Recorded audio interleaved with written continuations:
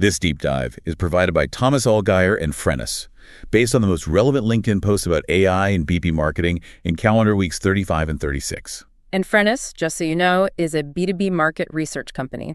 They help enterprise marketing teams sharpen strategies and outreach using things like customer segmentation, ideal customer profiles, deep dives, customer needs analyses, and buying center insights. All right, so today we're taking a deep dive into something that's absolutely buzzing in, well, all our professional feeds.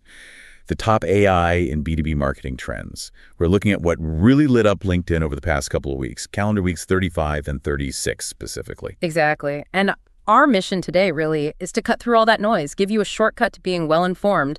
We want to explore the concrete shifts and actionable insights coming directly from practitioners and thought leaders on the front lines. Yeah, so you get to hear what's truly shaping the AI landscape for B2B marketers right now. That's the plan. All right, no time to waste. And let's jump right into the first big shift, the one that was really lighting up our feeds. These surprising new rules around AI search and something experts are calling Generative Engine Optimisation, or GEO. Yeah, it's definitely moved far beyond just theory. It's really into execution now. And what's fascinating here is how fundamentally different AI rankings are from, classic SEO. How so? Well, Brittany Muller, for instance, really emphasized that AI doesn't work like traditional search engines. It doesn't really rank in the same way. Okay. So the key takeaway for marketers here is that brand authority, not like keyword density, is your new SEO superpower. It's much more about being the definitive, trusted source rather than just optimizing for an algorithm. That truly redefines how we think about search entirely, doesn't it? But, okay, beyond just adapting to this new reality, what new frontiers are opening up? Are there proactive things marketers can do? Oh, definitely. Neil Patel highlighted the emerging upside of Perplexity. He kind of sees its trajectory as an early marketing opportunity for those savvy enough to shape their presence in these new AI-native search experiences. Interesting. Yeah, imagine getting ready to buy customers from, a $14 billion AI search engine that hardly anyone is optimizing for yet? That's a huge greenfield. That is a massive untapped potential. Yeah. So, okay, if we're moving towards AI-native search and brand authority is king, what are the practical levers B2B marketers can actually pull right now to build that trust and visibility? Well, several experts pointed to some concrete actions. Tom Winter and Ollie Hammonds, for example, both stressed brand consistency, like across all platforms. Right. They advised showing up on places like Reddit. Apparently, large language models actually love Reddit and investing in meaningful PR. We're talking Wikipedia-level credibility, not just, random guest blogs. It's all about trust building through diverse, highly credible content sources. Okay. Reddit. Interesting. Now, here's where it gets really interesting and maybe a bit unnerving. Liza Adams shared some pretty eye-opening insights on how AI is already shaping brand perceptions and influencing buying decisions just through basic everyday Google searches. Could you walk us through some of her examples? What do they really reveal? Absolutely. So Liza showed how AI overviews in Google search are directly assigning brand attributes. Like Asana gets tagged as for small businesses. Okay. Monday.com is seen as visual and easy to use, and ClickUp becomes the all-in-one solution. But then other major players like Smartsheet, huge market share, loads of revenue, they can be completely invisible in these AI overviews. Wow. It's a really clear illustration of how AI is directly talking about your brand. It's effectively determining your positioning right there in that critical decision framework for buyers. Wow. So AI isn't just delivering information, it's actively framing our brands for us. That raises a really important question. How do we even begin to measure this new kind of visibility, this AI-driven visibility? That's precisely what Tiziano Cimbali tackled. He introduced a compelling new metric, share of model, or SUM. Share of a model. Yeah, it measures a brand's visibility right within the data sets of large language models. So it's essentially trying to predict future market share in an AI-first world. It's a crucial shift, really, from just tracking share of search to understanding your brand's footprint in the actual data that trains the AI. Share of model SUM. It's a powerful concept. It sounds a bit abstract, though, for day-to-day marketing. Yeah. Beyond the theory, what's the most immediate practical steps someone could take today to even start influencing their share of model? Or is it more of a long game? It's definitely both, but the immediate practical step really goes back to what Tom Winter and Ollie Hammond suggested. It's about ensuring your foundational brand content, your core story, your value proposition, your differentiators, is consistently incredibly represented across as many high authority, diverse sources as possible. Right. Get it everywhere credible. Exactly. This creates those trusted source signals that the LLMs pick up on. It's basically about becoming a data point of undeniable authority in those training sets. That makes perfect sense. Okay, so if brand authority is the new currency for AI search, how do we actually build and deploy that authority effectively? I guess that brings us to the operational reality of today's marketing, the rise of AI agents in these smart workflows. What exactly are we talking about when we say AI agents? So moving on, let's dive into AI agents and workflows. You can think of AI agents as specialized autonomous AI programs. They're designed to perform specific tasks, often chaining together multiple actions to achieve some marketing goal, ideally without constant human intervention. Okay. Jan Raskosh and Laura Steffen both position these marketing agents as catalysts for totally new business models and processes. Though they were clear, they come with definite operational challenges. Autonomous AI programs doing tasks sounds incredibly efficient, but yeah, I can see the complexity too. Can you give us some real-world examples? Make it a bit more concrete. What are these agents actually doing? Sure. Peter Wong, for instance, outlined a pretty lean AI native stack, mainly for B2B founders.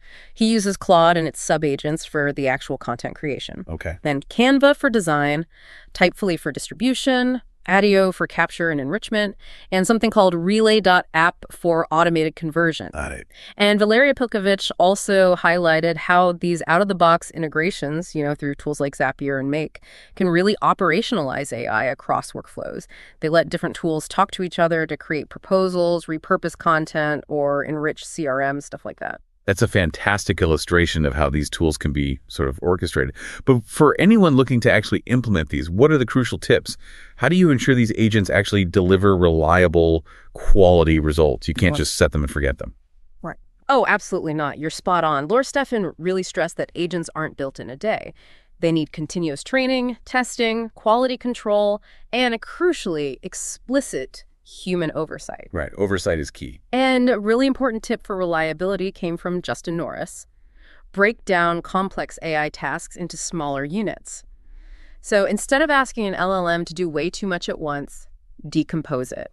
First extract quotes, then analyze each one individually. He found this dramatically improves consistency and quality. Oh, okay. And Laura Marquez also championed what she called progressive prompting, basically. Start broad, and then gradually refine your questions to the AI to get more relevant and actionable responses. That's a brilliant point about breaking down tasks. It feels like a fundamental principle for working with any complex system, really. And didn't Alex Vaca and Michelle Lieben actually map out different categories of these agents, showing how specialized they're getting? They did, yeah. They identified everything from research agents like ClayGenit to reply agents like Instantly.ai, sales agents like Attention that extract insights from calls, sourcing agents like Exa, LinkedIn agents like Valley, even scraping agents like Amplify, and then full-blown AI SDRs like Artisan. So it's clear the tools exist across the entire go-to-market funnel.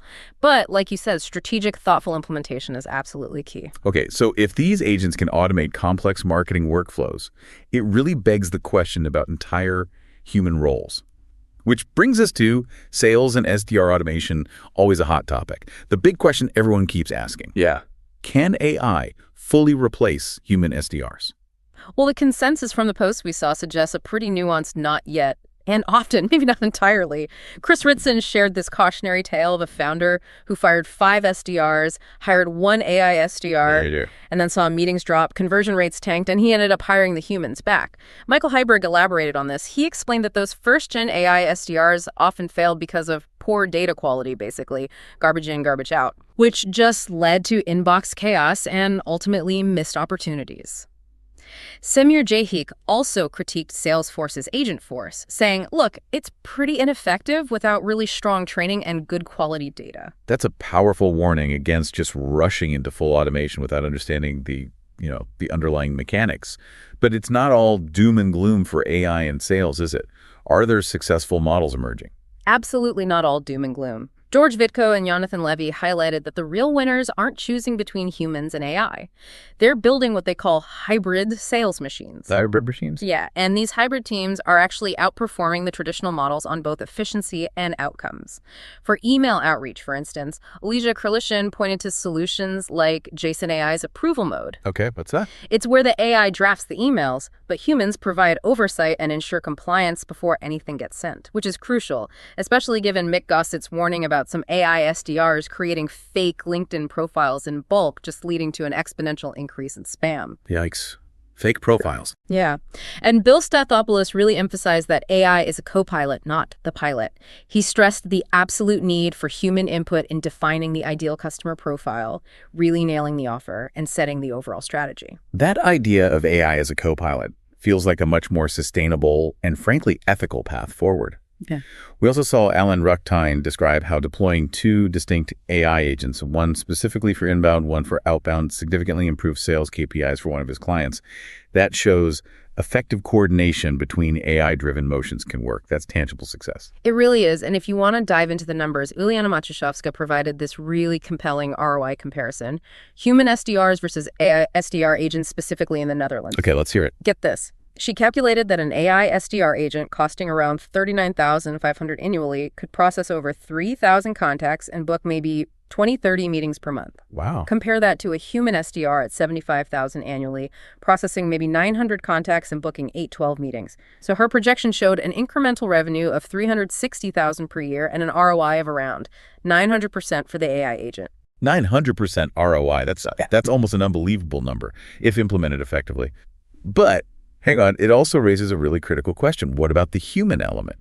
Amidst all this automation, are we risking losing that crucial touch, the thing that truly converts, just in pursuit of sheer volume? That's precisely the concern that Eric Bauer addressed. He offered this fascinating counterpoint.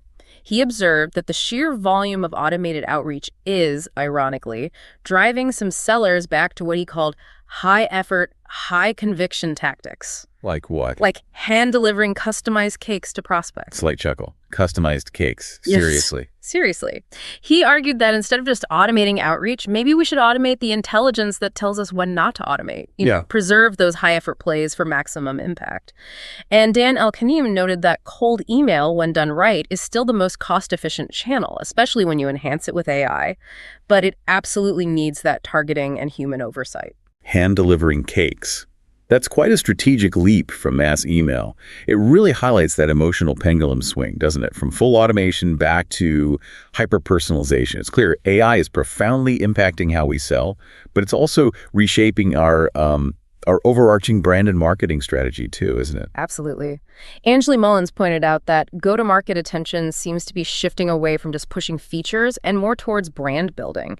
She actually calls brand the last differentiator in these AI-heavy markets. The last differentiator. Yeah, as AI becomes kind of ubiquitous, a strong, clear brand is what really sets you apart. So brand becomes the ultimate differentiator in an AI-saturated world. That implies we need some very careful strategic vetting of AI tools, right? How do we make sure AI doesn't accidentally dilute or compromise that hard-won brand reputation? Well, Suzanne Mora highlighted a framework for vetting AI in your marketing stack that focuses precisely on that. First, brand protection. Second, is it solving real, unscalable problems to gain efficiency? And third, ensuring there's measurable ROI. It's all about building in safeguards and always having a human-in-the-loop strategy rather than just treating AI like some kind of magic bullet. That makes perfect sense. Yes. It's not just about what AI can do, but what it should do for your specific brand with those safeguards in place. Angela Mullins also reinforced that those brand authority signals, consistent messaging, credible PR, community presence are being prioritized for that AI-ranked exposure we talked about earlier. Exactly. And everyday search behavior is now cited as shaping brand perception and buying decisions, making your brand narrative just more critical than ever. Exactly. And Michael Ocean brought up a really compelling point for sales leaders. Start treating AI like a headcount, not just another tool. Like a headcount. How so? It means giving the AI its own KPIs, assigning a human owner to sort of coach it, and using it strategically to solve specific inefficiencies, like, say, after-hours need capture. It's really about accountability and managing AI as part of your team structure. Treating AI like a headcount, that's a powerful analogy for true integration. Carolyn Healy shared an incredible story about overcoming team resistance to AI. She started by actually listening to their fears of irrelevance, mainly. Smart. Then she redefined AI's role not as a boss, but as an intern. And crucially, she gave team members control over which tasks they wanted to automate. What were the results of that human-centric approach? The results were apparently massive improvements in campaign output, lead quality, and team satisfaction. It just really demonstrates the power of human-centric integration when you're introducing new tech. Nikki McKenna and Hannah Kalinichenko both underscored this too, while AI can make our lives easier, that human touch remains crucial. AI isn't going to set your business strategy. It won't understand those subtle customer quirks or tell your brand story the way a human can. It should be there to empower humans, help us move faster, see farther, and lead better. That story really highlights the importance of internal buy-in and, smart implementation. Beyond internal strategy, though, we can't ignore the growing emphasis on compliance and ethics.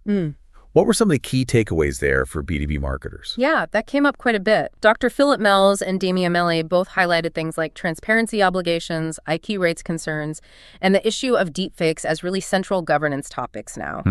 The advice is clear. Leaders need to codify policies and controls before scaling AI across customer-facing workflows. It links governance directly to brand protection and trust. Ultimately, as Bill Stathopoulos and Scott Jones reinforced, AI isn't here to replace marketers. It's here to amplify the smart ones. It's about embedding AI where it actually makes a difference, moving beyond the buzzwords to find genuine impact. Okay, so with all these strategic shifts, the rise of agents, this evolving role of AI, you might be wondering about the tools themselves. I mean, it feels like there are new AI solutions launching every single day. How are marketers even navigating this incredibly crowded landscape? Yeah, it's a lot. We definitely saw posts with curated tool lists and lean stacks that people claim delivered material time savings, especially for founders and small teams. Peter Wong and Jason Hunt noted this. These optimized stacks seem to accelerate delivery and client satisfaction just by streamlining processes. Right. So it's really about finding the right mix that works for your specific needs, not just, collecting every shiny new tool that comes along. And for those who are evaluating, it can feel like comparing apples and oranges with all the different branding, GPTs, gems, projects, agents. Are the major players fundamentally different in their core AI capabilities for these custom use cases? That's a great question. Nicole Leffer actually provided a helpful cheat sheet on this. She clarified that the major suites, think ChatGPT, Google Gemini, Claude, Microsoft Copilot, are broadly comparable for custom AI capability. Whether they call them GPTs, gems, projects, or agents, the core functionality for creating those custom pre-prompted versions with attached knowledge files is actually quite similar across the board. So the choice often comes down more to your existing ecosystem preference or maybe specific integration needs. That's incredibly clarifying, Ashley. So if the core capabilities are broadly similar, what then becomes the most critical forward-thinking investment for any B2B marketer who wants to truly leverage AI successfully? Where should the focus really be? Well, what's fascinating here, and several people touched on this, Oliver Colliander, Con Stam, referencing Sam Jacobs, they all underscored a really fundamental truth. AI is only as smart as the data you feed it. Right. Garbage in, garbage out. Yeah, exactly. So the most critical, truly forward-thinking investment isn't just in another AI tool. It's in creating a single, reliable source of truth for all your marketing data. That's the bedrock. That's the indispensable foundation for any truly successful and impactful AI strategy. Without clean, integrated data, even the most sophisticated AI agents are just going to struggle. Okay. That was a truly insightful deep dive into the latest AI trends shaking up B2B marketing, all drawn from LinkedIn. We covered, everything from that paradigm shift in generative engine optimization and the rise of AI agents to the complex role of sales automation and the crucial, enduring importance of brand and human oversight. A lot to unpack there. Definitely. If you enjoyed this deep dive, just a reminder, new deep dives drop every 2 weeks. And also check out our other editions covering account-based marketing, field marketing, channel marketing, MarTech, go-to-market, and social selling. Thank you so much for joining us. And don't forget to subscribe. That way you won't miss out on our next deep dive into what's really moving the needle in your industry. So as B2B marketers navigating this incredibly fast-moving landscape, the real question is, how will you not just integrate AI, but truly leverage it to redefine your brand's authority and amplify that human potential? Something to think about as we move forward.